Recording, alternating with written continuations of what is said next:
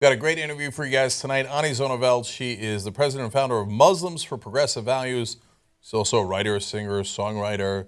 Won a couple of albums of the year in Malaysia, not a big deal. Got a Grammy for a collaboration with Kemo. Please, not a big deal. Okay. No, it really isn't. I don't know, Grammy and album of the year sounds pretty good to me. Okay, so Ani, welcome to the show. Thanks for coming on. Thanks, Jack. And we happen to be doing this interview on quite a fortuitous day because it's the Human Rights Day. That's right. So I want to talk about some of the brave souls that are being celebrated on Human Rights Day in a little bit. Yeah. But first, let's find out more about you and then find out what these so-called progressive values are. Yeah, we're not Islam. real Muslims. Come on, of course not. Okay, so where were you born? Malaysia. Malaysia, okay. And how Muslim is Malaysia? It's very Muslim. It's a good 60% of Malaysia are Muslims, Malays. The rest of them are Buddhists, Christians, Hindus. It's multiracial, multi-religious. So if the majority is Muslim, that means likely the people who run the country are Muslim? That's right. There is constitutionally only a Malay, which usually is Muslim, runs the country. Okay. Now, the other minorities, the Christians, the Buddhists, they've all been slaughtered already, right? No, they haven't. They're living in peace with us majority Muslims, but that's Malaysia for you. But wait a minute. I was told that the fundamentals of Islam require Muslims to butcher all the infidels. Yeah, but God changed his message when it came to Malaysia. So he had the exemption to the I'm sure that Malaysia is the only exception. I'm sure of it. Because I'm told that at its core, Islam is rotten. So we'll get to that in a second. Okay. All right. So now, but then you lived in many different places. Yes. Where did you live throughout your life? I lived in Germany, Egypt, India for a total 16 years. And so that was from the age of 2 years old to about 16. Okay. And that's because your dad was the ambassador? Yes, the Malaysian ambassador to those countries. Okay, yeah. great. Very That privileged lifestyle, very privileged to live in those different countries, because there's a lot of lessons that you can learn from different cultures that you don't get from textbooks. So that was the privilege that I experienced. Yeah, absolutely. And then when did you come to the U.S.?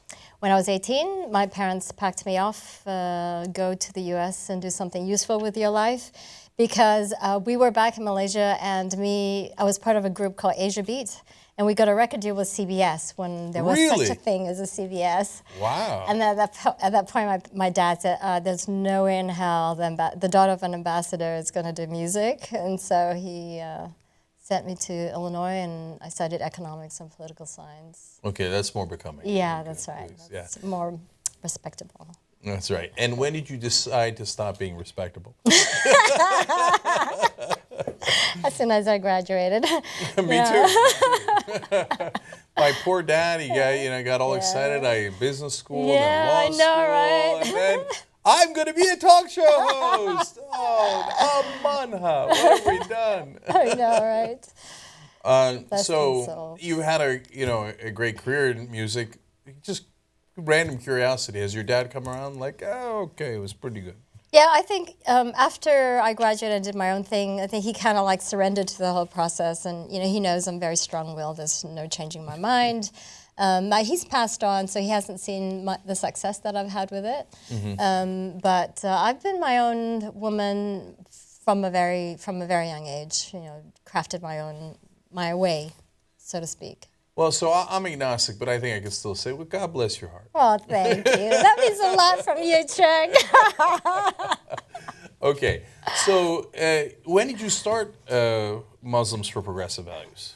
2006, I started Progressive Muslim Community in LA after 9/11, and learning Islam for myself. I was basically surrendering to the process that, okay, if I'm going to learn the Quran again and read all these different books, and if I leave Islam, so be it, and if I become more Muslim, then so be it. Mm-hmm. And what I found the Quran to be very liberating, more liberating than the way I was raised. And my parents were very pragmatic, traditional, but very pragmatic. So what I found was the Quran was rife with social justice. Mm-hmm. It elevated the status of women, even for an Asian Muslim, where women are pretty equal to men. You know, women are working out in the marketplace. We're the negotiators. We run businesses in Malaysia.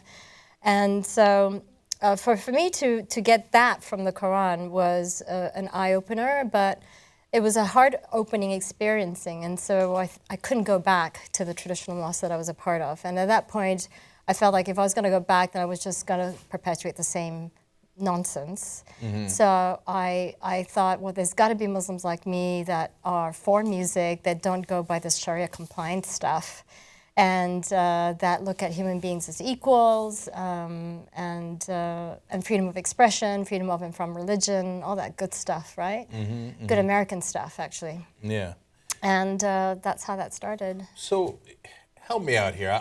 I read the Quran, large parts of it. I studied it in college. I took Introduction to Islam 101 because I was a secular Turk, so Yeah, you guys are very secular. I didn't know anything about the Quran, so I was like, okay, let's read this thing. Yeah. And this wonderful Irish professor who did a good job of selling it to me, so I actually, I was like, yeah, I'm Muslim for a couple of years, and then I was like, nah. Okay. But so sometimes I got the same stuff you got, but then I felt like it was a mirage. So for example, on women, so I understood as the professor explained to me that that within the context of those times, they were giving women a lot more rights than they had. Right. Now that's true, but then later I thought, okay, that's good for them, and I get that it was progressive at the time in that sense, right? But why didn't God think it through? Like, oh, later shouldn't they get equal rights? Yeah. So I think what happened was, as far as I'm concerned, the Islam actually died when Prophet Muhammad died. So that's basically the extent of it, because after he died, it basically started reverting back to pre-Islam.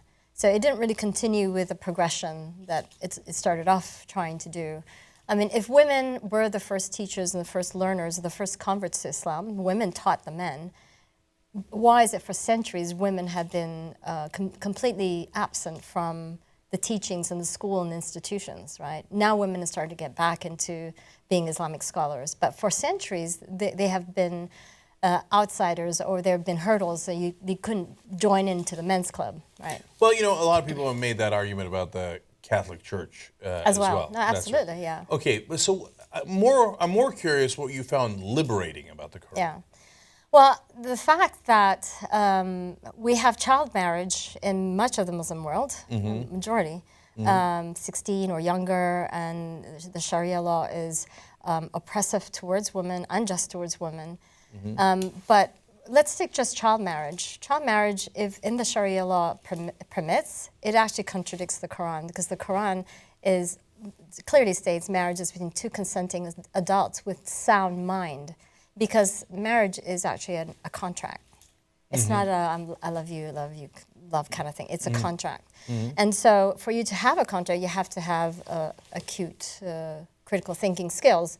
And so that in itself is a revelation, because when you look at the Muslim world, or anyone look at the Muslim world, even, you know, it's like, what the hell, you know?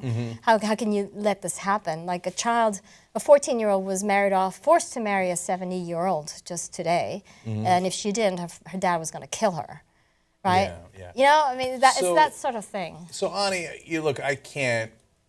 I mean, I just don't believe. Okay, so I mean, there's the instance of Muhammad marrying someone very, very young. So I got my issues with with Islam, and so that's why I'm an agnostic. I just don't believe it, right? That's fine. So we have disagreements there. God bless. Okay, but what I found interesting, what you just said, is that you found the Quran more progressive than the Muslim world. Yeah. So so if they had stuck to what's in the Quran, because a popular belief out there now is the Quran itself is the problem, right? Yeah. That if that ISIS has the correct interpretation of the Quran, and then that's why the religion itself is so toxic that it can't be helped. You seem to come away with the exact opposite idea. Correct. So let's start from this. Everything that ISIS is doing is really not that much different than Saudi Arabia. Okay, and much of the Muslim world is just a lighter shade of a Saudi Arabia understanding of Islam, the Sharia law. And so that is not just in the Muslim world, but it's also in a lot of the mosques in the United States. They're very Wahhabism in their understanding. So for example, if you are a non-believer, ISIL, they'll chop your head off, or you convert. Saudi Arabia, if you leave Islam, off with your head. I mean, they actually do that. Yeah. And Raif Badawi, for example, has been charged with apostasy, and we learned today from his wife that he has been moved into an isolated prison system where it's apparently finalized. And what that finalized definition means is really questionable. Is he they're going to be continue with the flogging?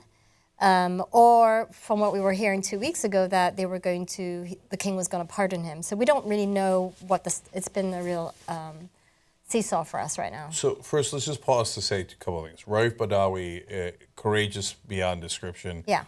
To advocate the same things that we are, but in Saudi, in a very hostile environment. To challenge orthodoxy in a state that is, as a recent New York Times article put it, ISIS that just made it. Yeah. Right. That's what Saudi Arabia is. They just became kind of professionalized when they got a country and they sold America cheap oil. That's right. Then everything's okay. Yeah. So we totally agree on Saudi Arabia, and unfortunately they spread that toxic Wahhabism throughout the world. Yeah. We enable it. It drives me crazy. We call them one of our top allies. It drives me nuts when they do that. Right, and they're the ones spreading the poison. Yeah. And what they do to people like Raif Badawi, their own citizens, let alone what they do to others. So, Badawi's a perfect guy to celebrate on a day like today, on Human Rights Day. Yes. So, so to continue on that, just that one thread. So ISIL chops your head off. Saudi Arabia does the same. But in Malaysia, the moderate Muslim majority country I was describing, the Sharia court will send you to a rehab. It's like, are you sure you want to leave Islam? And then they'll brainwash you or pressure you to stay in Islam. Okay, so there really is, and in the United States and in the West, the families will most likely ostracize you if you decide to leave Islam. So in that sense, there is no freedom from religion, whereas the Quran is very clear, there's no compulsion in faith. well, you see, that's the thing. I mean, Ani, I read that, and I read the verse where there's no compulsion in faith. I go, oh, well, okay, good, right? Maybe I'm saved. But you don't need to worry about that. Come on, Cenk. I'm kidding around. I mean, obviously, since I don't believe, there's no saving to be had. But on the other hand, I mean, it's not particularly kind to infidels. I mean, there's a lot of literal text in the Quran that says, well, off we go. No. It is really, the term infidel is really in a particular time of war. And so when you're talking about a time of war, even in, say, American context, when you have someone who's a treason, what happens to them when they're charged with treason? They're Yeah, America, as I said, no, just calm down. Yeah. Okay, so I get it. Yeah. So infidel is considered treason, but then, okay. In that particular wartime. Right, but I think a lot of people would then say, okay, well. But that's where ISIL takes it. Oh, yeah, it's an infidel, we can do whatever we want. And so does Saudi Arabia, so does much of the Muslim world. That's the bastardization of the theology. So honestly, this is why I come out on this side, which is that both for the Bible, which I've read very large parts of, and the Quran, which I've read very large parts of. I'm not claiming I read every word, right? So somebody can quote me on the Quran and the Bible, but is that there are clearly contradictory parts of both of those texts. Yes. And so if you want to take the good as you have and find the Quran liberating, you can. Yeah. And that is just as legitimate a reading as ISIS in Saudi Arabia that takes the bad parts of it and reads it bad intent into it. So you say ISIS is not legitimate. ISIS says you're not legitimate. Right. By the way, same in Christianity. Yeah. There's the fundamentalists who say, okay, I got to go kill an abortion doctor, or even if they're not killing anybody. Yeah. You know, hey, no, you got to hate the gays. Yeah, that's right. Okay, I'm not hating. I'm just giving them different rights. I mean, less rights. Right. Different and there are people who read it and go, oh my God, I got to spend my life helping the poor. Yeah, that's right. So, and I don't think that either interpretation is necessarily wrong. Because the hateful parts are in the Bible and the loving parts are in the Bible, just like the Quran.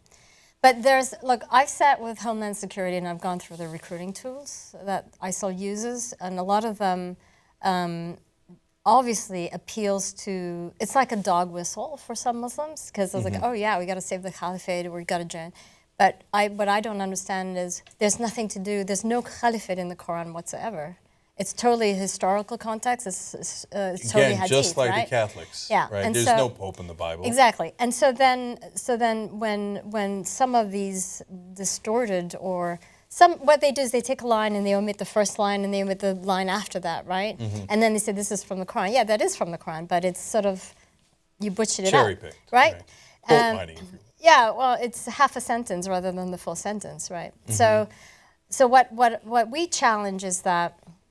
We challenge the Muslim population to read and to be more critical. We challenge the Muslim population on the radicalism that's happened throughout the decades, because a lot of them have this anti-Western, anti-American sentiment, you know, and this is what's really problematic, and how they use the colonization of the Muslim world to accuse the West of being the root of it all.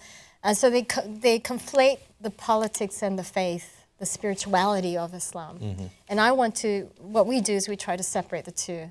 It doesn't matter how angry you are with the West. You couldn't pay me $1 million to go shoot up 14 innocent people, or however many, right? You couldn't pay me to do that. And so... Yeah, and of course, look at how the stupidity of it. Okay, you're angry at the imperial West for invading your lands or whatever you're angry for, so you go shoot people who are helping disabled kids. Yeah, that's right. Right? I mean, it makes no sense, because right. fundamentalist radicals don't make any sense. Yeah, They've resorted to violence because they've lost the debate of ideas. Yeah.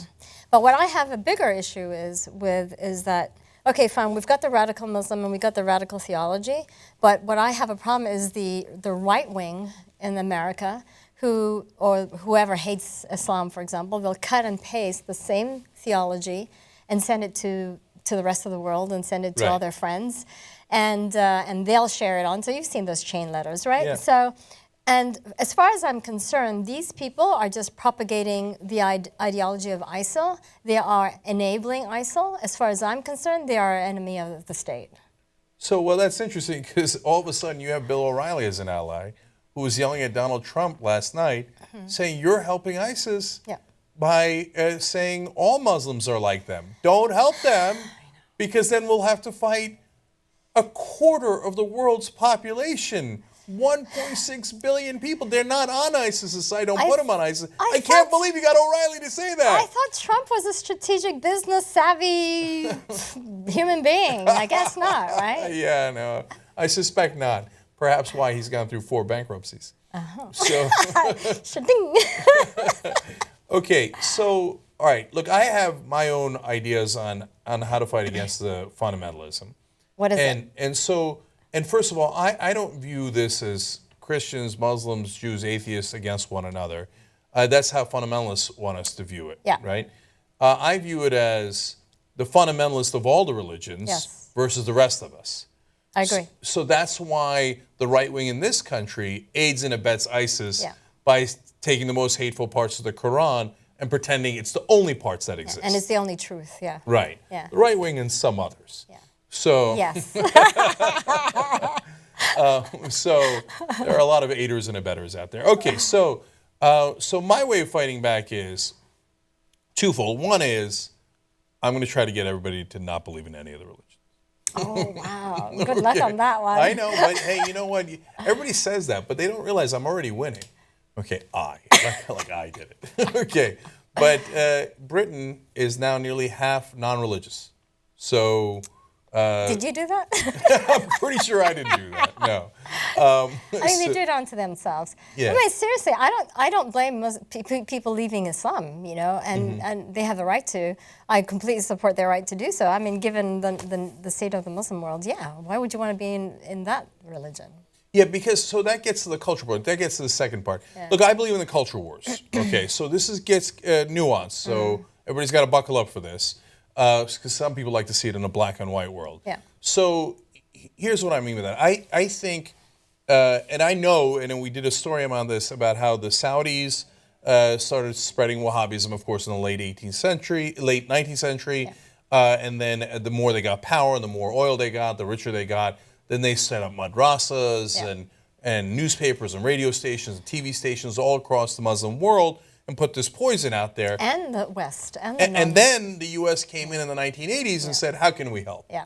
Right? Because if we turn Muslims more fundamentalist, they will fight the godless communists.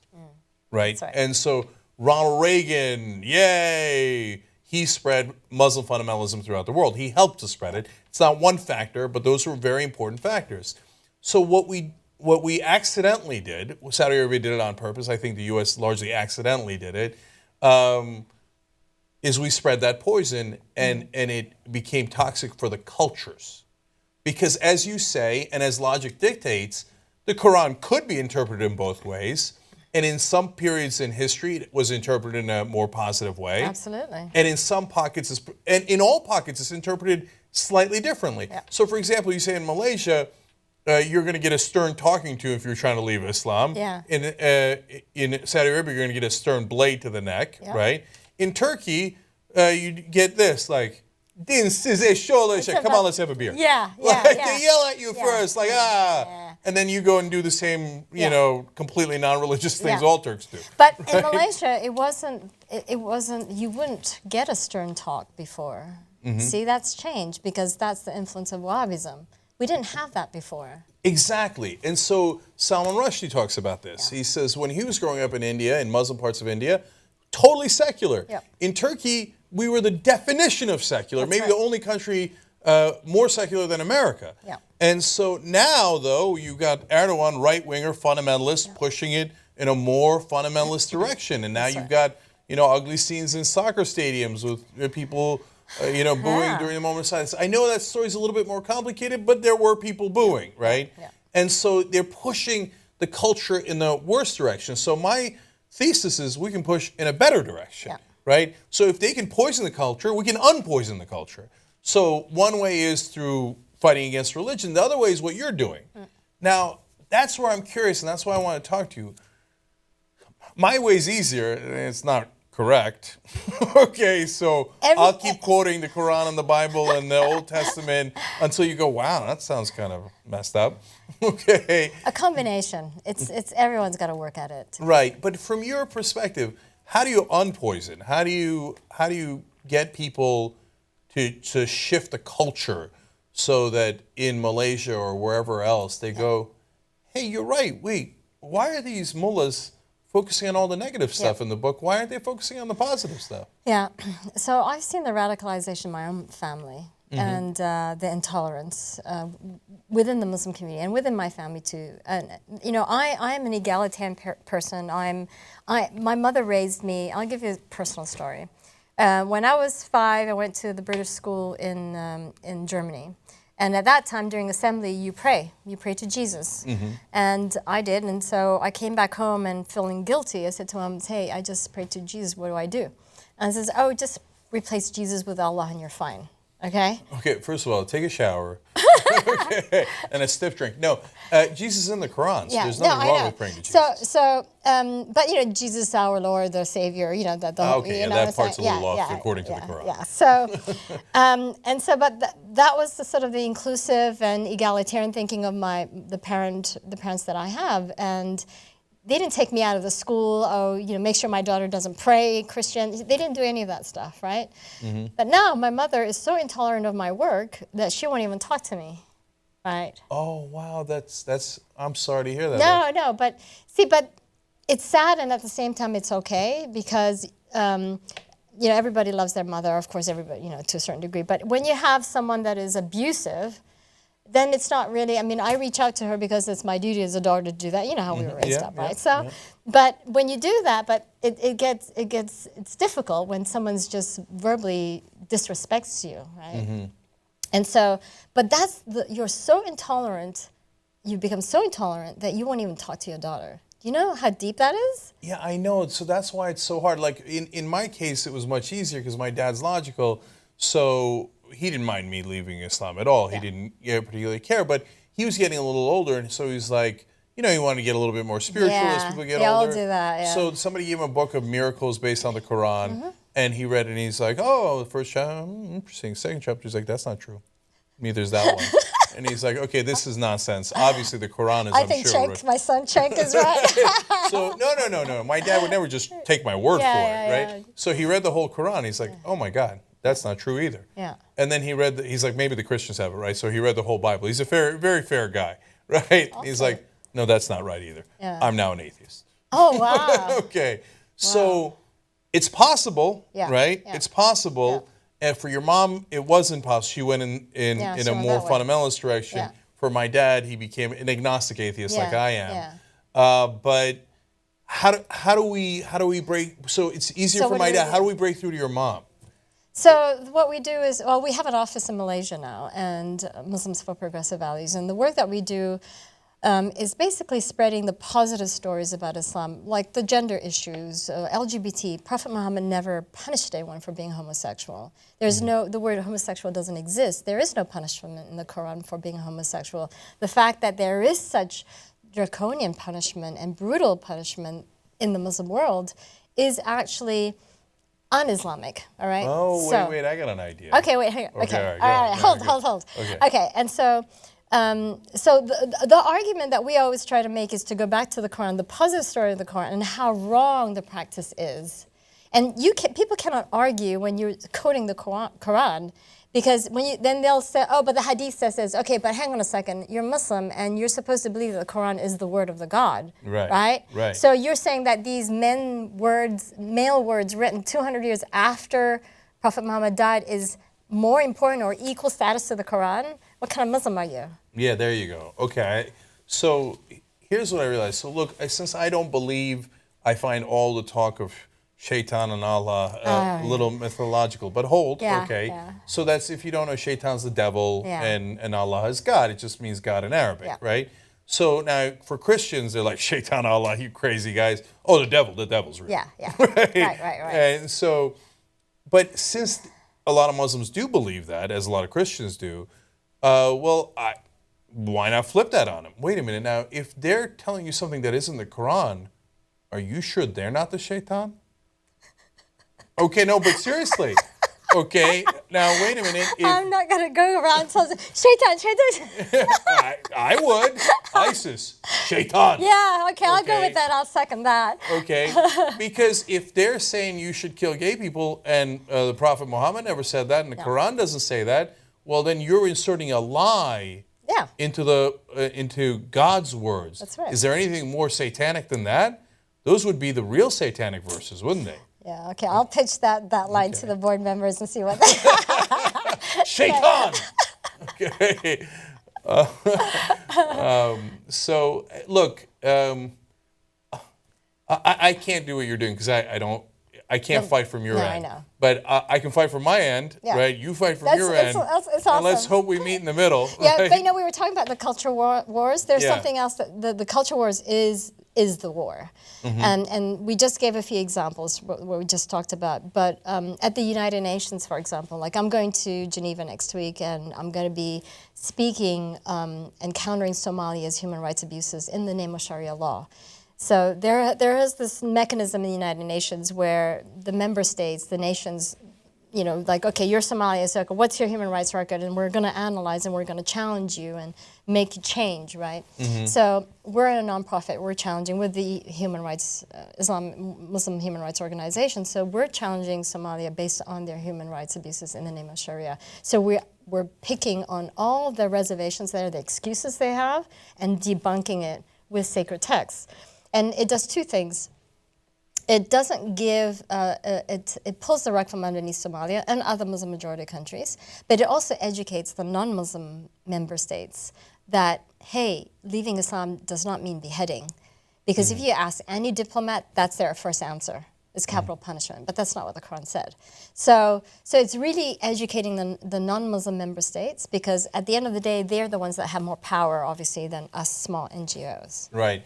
So that's such a great point. You should never, ever see the moral high ground to people who, in your opinion, interpret the Quran the wrong way and say, look, I'm here to protect the Muslims of Somalia. Yeah. And the way I'm going to do it is by using the Quran. That's right. And so if you do that, I think that it's a super powerful message. Yeah. And so I love that. Thanks. And so again, Godspeed to you. Okay, Allah speed to you. And so let's just take one, because you mentioned the people who are the non-Muslims who are spreading the wrong idea about Islam. So I got to just take one quick moment before we could talk about Human Rights Day and the heroes of that, about some of the atheists who say, wait a minute, you guys are wrong. You really need to, and I think a lot of them, the overwhelming majority of them, genuinely, and they feel passionate about this, obviously, think, no, you got to call the problem what it is, right? And if you don't do that, you can't solve the real problem. And you guys are being apologists or this or that. So you got to say that the real problem is the core of Islam. How do you address that argument? We go back to, we do address the problem of Islam. We don't beat around the bush about that. Which is, yeah, there is a problem with Islam, but we're very truthful about the distortion of it. We are truthful about what is in the Quran, what is not. Unfortunately, I think some ex-Muslims, it is so personal because of the abuses that they've taken for leaving Islam, that they take a very hard line, actually. Some of them become anti-Islam to the point of becoming anti-Islam, and I don't appreciate that line. I say, if you want to leave Islam, fine, but for those of us who are fighting the fight from within the faith, trying to make it better, trying to do away with the bad and uplift the good, you should be assisting us, right? So we're fighting on many different angles, but I go back to the same example, and the first example is everything Saudi Arabia is doing is not Islam, and much of the Muslim world is completely distorted. I mean, the whole concept of Sharia law as being God's law, that is actually the core rotten pond from which we all drink from, because it is not it's totally 100% man-made. And the fact is, most Muslims feel that God's law, Sharia law, is actually God's law and you can't touch it. Now, I go back to Malaysia every other year and I look at the Sharia court where it pertains to women's issues, and it changes. And I'm arguing with my sister, who's a Al-Azhar University graduate. She's, of Sharia law. So she's the scholar of Islam in the family. And I'm saying, well, if it's God's law, why does it change? And she can't argue with me. It's not God's law. But that simple rationality just stumps her, and then she gets personal. Well, what do you know? You're not a scholar of Islam, right? Yeah, that's, I know. People who fall back on being scholars, I'm familiar with them.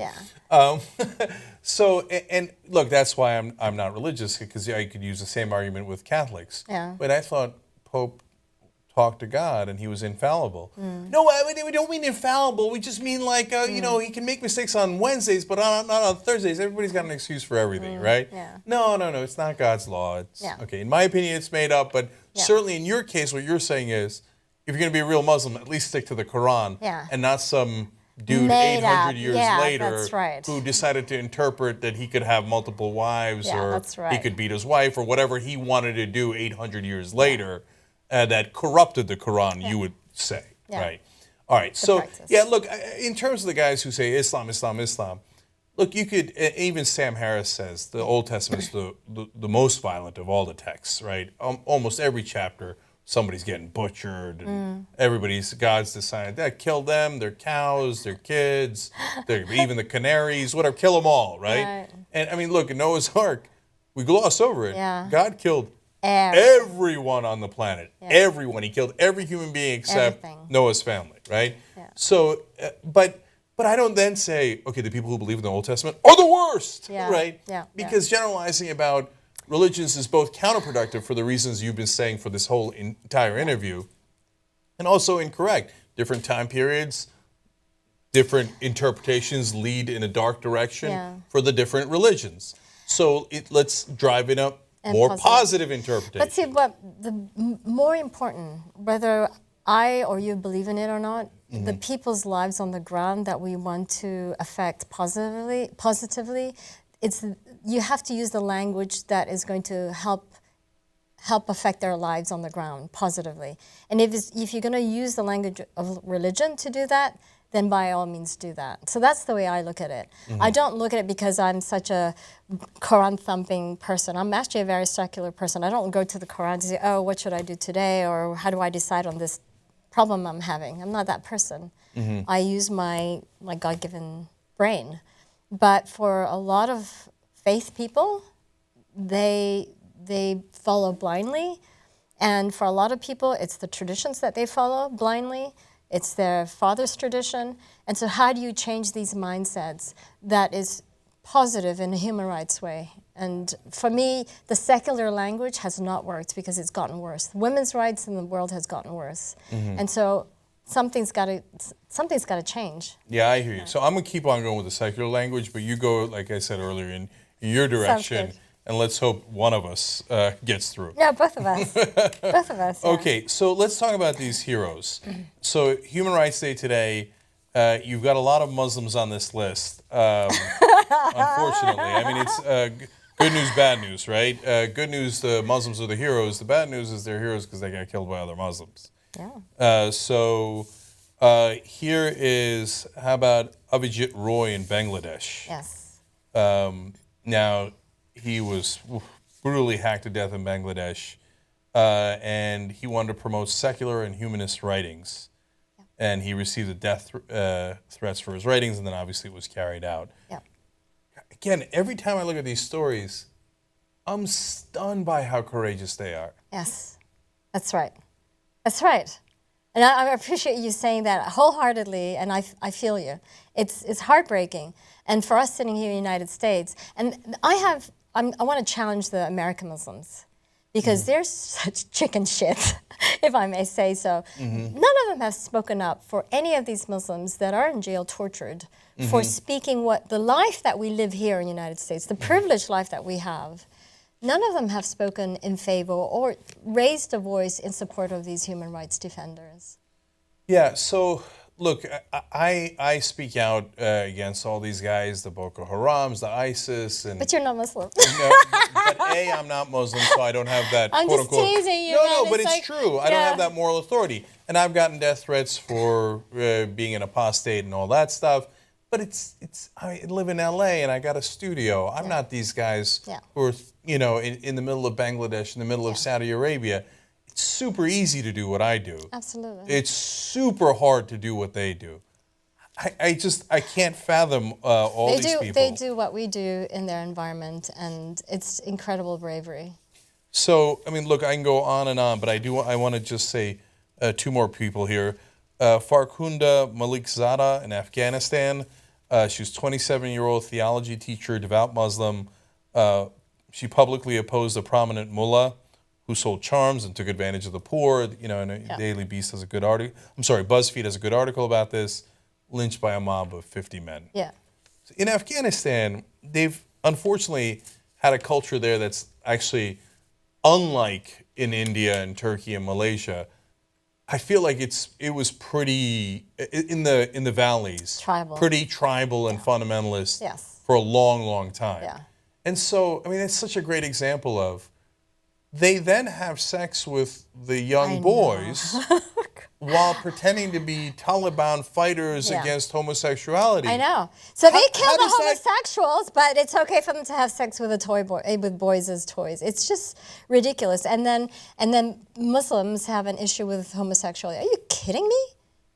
What you should be outraged about? Seriously. So I mean, if that doesn't prove to you that it's about power and not about the text, nothing will. That's right. Because first of all, in the Quran, it doesn't say to hate homosexuals, so they're wrong in the first place. Second of all, if you believe that's what the text says, well, you certainly shouldn't be sleeping with boys. That's right. While you're threatening to kill homosexuals. That's right. So obviously they don't care about the text.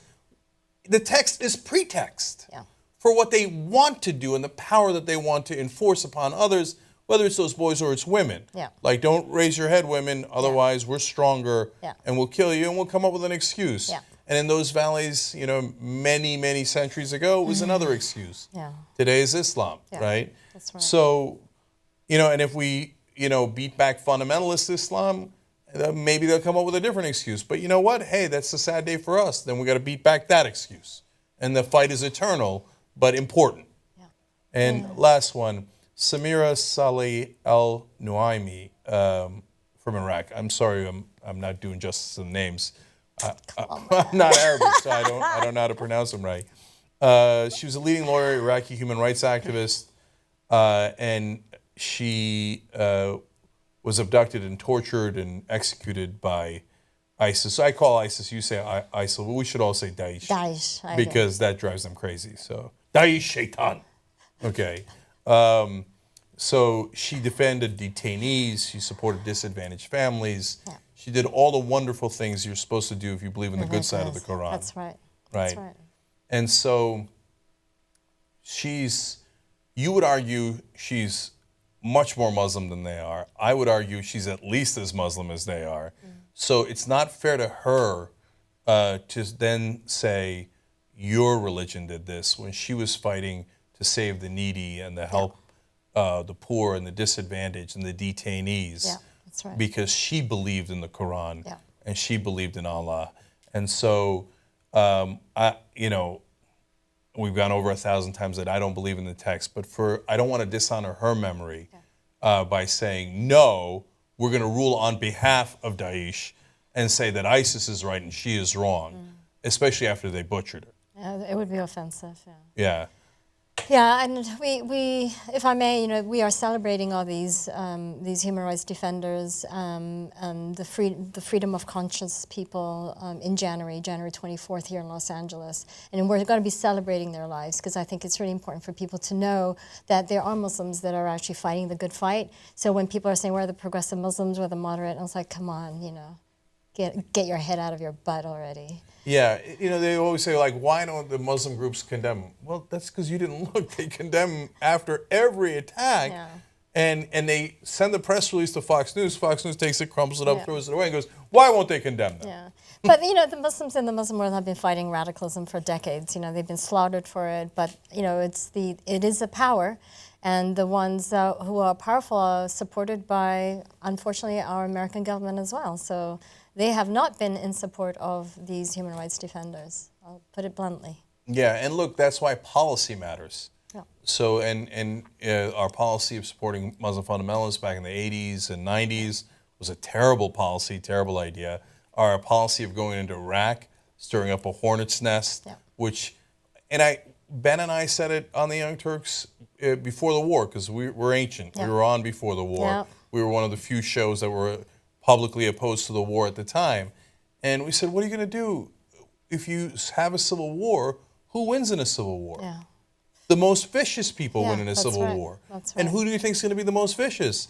The most fundamentalists. Yes. So what on God's green earth are we doing here? Do we think that's going to help America? Yeah.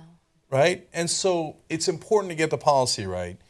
And people need to go out and vote, because Americans are not going out to vote. And that's why we got the policy that we have. Yeah. So can people attend on January 24th? Yes, it's open to the public. And how would they get tickets or go? Yeah, it'll be on our website, mpvusa.org. Okay, great. And we'll put that link down below. And today is Human Rights Day, so freedom of conscience, that's what we're promoting. And so tweet it, hashtag, and promote human rights, everyone. Absolutely. All right, Ani, thank you so much for joining us on the Young Turks. Thanks, Appreciate Jack. it.